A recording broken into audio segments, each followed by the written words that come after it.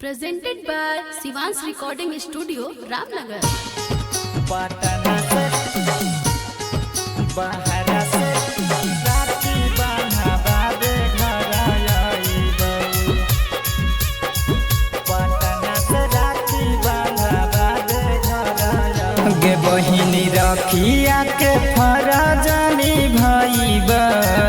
गे बहिनी रखिया के फरज निभाइबो। बहरा से राखी बन्हावा दे घर आइबो। पटना से राखी बन्हावा दे घर आइबो। पटना से राखी बन्हावा दे घर आइबो। गे बहिनी रखिया के फरज निभाइबो। बहरा से राखी बन्हावा दे घर आइबो। हाँ हाँ 1600 के साड़ी देबो सोनमा के हार गे। असही बनैले रही है भैया से प्यार गे। ए बहिनी सुन गे।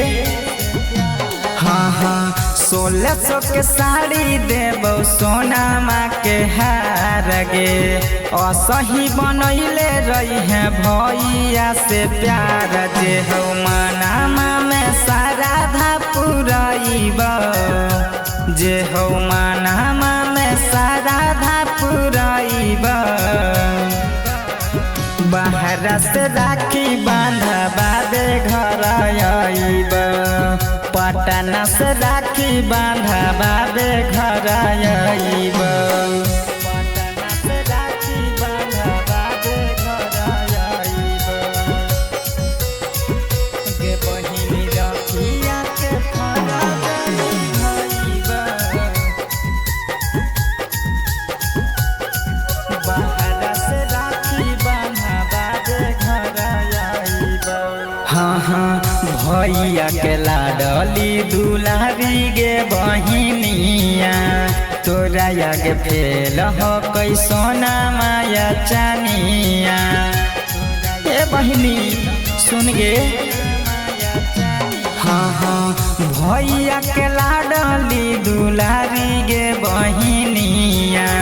तोरा आगे फेल हो कैसोना मायर चानी। राहुल दिल खुश नीतीश मिली सबे आइबो। सोनू मिथुन मिली सबे घर आइबो। बहरा से राखी बन्हावा दे घर आइबो। पटना से राखी बन्हावा दे घर आइबो। घर जरूर आइबो गे बहिनी।